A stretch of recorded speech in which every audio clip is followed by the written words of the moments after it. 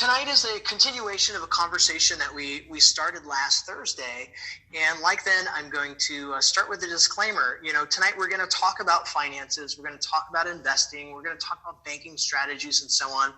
But I want you guys to know that I'm not speaking to you tonight as an attorney or as a CPA. I'm not trying to give anyone on this call any personal individual advice.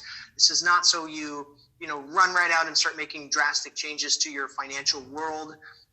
Anytime we're going to make changes to our legal situation or financial situation, it's good to consult with somebody who's a professional, maybe somebody that you've already worked with who has a bigger picture of your structure and your setup and your situation. And certainly share with them what you've learned tonight so that they can help you implement it in a safe, smart way. So that said, I will say this, not all attorneys and not all CPAs are created equal. So if you do share what we talk about tonight and your professionals don't understand it, or they start, saying, oh, run for the hills, this is super dangerous, then I would say maybe it's time to upgrade your professionals. Everything I'm going to share with you guys is very sound. It is taught by attorneys and CPAs to us, for us. And it is completely effective. And so hopefully by the end of the night, you'll understand why. I'm going to go through some of the back end of what we're going to do. So let's go ahead and jump in. So hopefully, I don't know if any of you guys are very first time with us tonight. This is the first exposure that you have. If that's your situation, then I want to let you know you're kind of coming into the middle of a conversation, and I'm just going to ask you to try to follow along as best as you can, because what tonight is, it's a continuation of a conversation that we actually started last Thursday.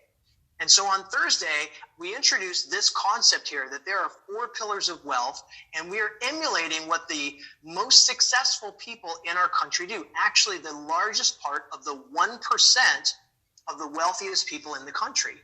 And so these are the 4 strategies of the 4 pillars that can help us create wealth and help us move faster towards wealth.